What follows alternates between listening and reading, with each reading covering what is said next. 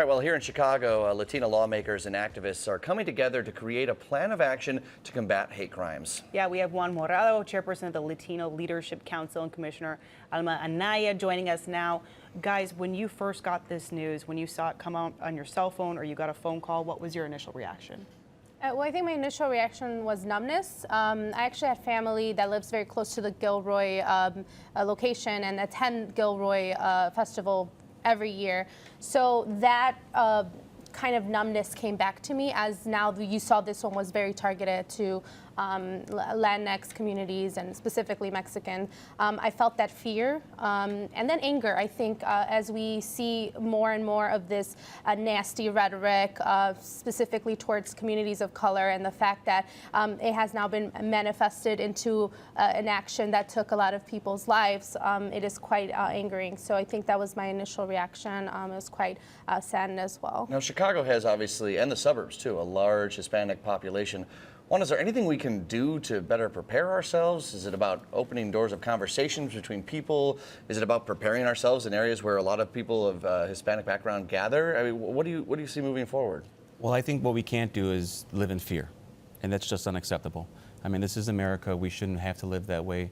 What I see us now needing to do, though, is come together. One of the things that we need to be thinking about is how can we first help those folks that are on the ground in El Paso, right? These people from our community are going through a devastating time right now. And so one of the first things that the Latino Leadership Council is looking to do is help raise some funds for a local organization on there, Paso del Norte Community Foundation, to ensure that those folks are going to get the resources that they need. Back here at home, what we need to be doing is we just need to be more vigilant. We need to be ensuring that we are working together as a community, and that when we see things like white nationalism and racism, that we're calling it out. Because we need to make sure that we are calling it out when we see it. If we don't, we're doing a disservice not only to our community, but to our country. There is a sense of fear too, because I was at the Dominican Festival yesterday, and I walked in there and I was thinking, wow, what if something were to happen here? What if they decided to target the Dominican Festival today? And you know, the FBI is investigating an anti-immigration manifesto believed to be written by the El Paso shooter. So the manifesto mentions a Hispanic invasion of Texas and plans to separate America from territories by race, and warned white people are being replaced by foreigners. How dangerous is this rhetoric? It's quite dangerous. I mean, as you can see, the language that's coming out of the White House and from the president is fueling this type of hate, and it's fueling also what you just mentioned, the fear, because not only is he talking about mass raids, and there was that rally that happened where he actually laughed off the fact that an attendee there actually said we have to shoot them. That is fueling this type of hate. It's fueling the fear, and it will continue to do so unless we do something about it. And how unfortunate that there were some family members that were scared to go to see if their loved ones had been hurt, had been shot, for fear of ICE and being arrested. I mean, we don't even know the full extent to the folks that were injured in El Paso because of that very reason. Some folks are not going to seek medical attention because they're worried about being apprehended by ICE, and it's sad. Is there anything the president can say now to quell fears or to start promoting unity? I mean, I think there's no doubt that the things that he has said has sparked, 99% of his supporters are not going to go out and take violent action against certain communities. But if there is something boiling underneath, it might give them the luxury, or not the luxury, but it might give them the impetus to be able to do something like that. Is there something he can do now to change this and move us forward better? I think that's very little that he could do. I think that the hate has been out there. He's been putting it out for 4 years.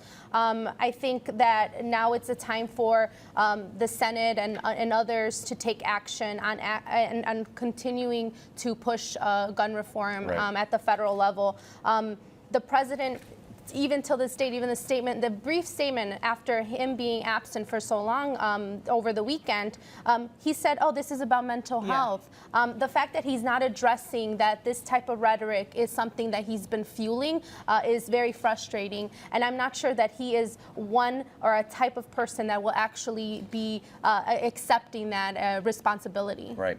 The Southern Poverty Law Center reports that hate-driven violence is to blame, of course, for the majority of domestic terrorism here in the U.S. And in fact, the Center Intelligence Director issued a statement on this exact thing yesterday and the impact of the president's racially driven rhetoric following this shooting. And he said by describing immigrants in derogatory terms, President Trump pushing anti-immigrant hate into the mainstream. Trump has broken the bounds of decency, and his rhetoric and tweets are normalizing anti-immigrant sentiments and fueling white supremacist conspiracy theories that engender violence. Obviously, I imagine that you guys would echo a lot of those sentiments as well. Yeah, I mean, the idea that Hispanics are invading Texas is ridiculous. It's on the border of Mexico. It was a part of Mexico at some point. That's what in I'm our saying. history. That's what's insane to me. I mean, The Mexicans have been there the whole entire time. Right. This is not something new. right, but it's easier for the president to go ahead and blame someone, and that's really what this is, right? I mean, there are a lot of issues that are facing our country right now, and when you don't have solutions, you blame someone. And that's exactly what's happening right now. And what's happening as a result of that blaming is that there are folks who are feeling unempowered, who are feeling frustrated, and who are now taking action, unfortunately, to harm Latino citizens. I'm not part of the Hispanic community, obviously, and many of our viewers aren't as well. You mentioned earlier about this idea of, shutting people down, or at least opening lines of communication when people say something that's racist or derogatory towards immigrants. You're not even talking about people that are saying violent things. You're talking about just general comments. That if we can start to change the narrative of people's and change some hearts and minds, this could make a difference in the long run. Yeah, I mean, that quote that you just read was about normalizing this type of language, and that's exactly it. I think as a society, we need to take a step forward and say, this is not what America is about. This is not what we need to be talking about, or the way that we should be talking about our citizens. I'm an immigrant myself, and I heard that type of language as a child and growing up.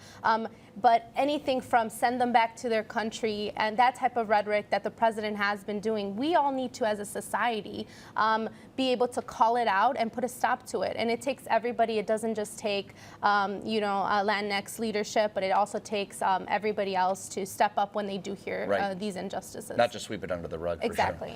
For sure. Guys, thank you so much for joining us on this important day and important discussion. We appreciate it. Thank you for having us. very much. Thank you.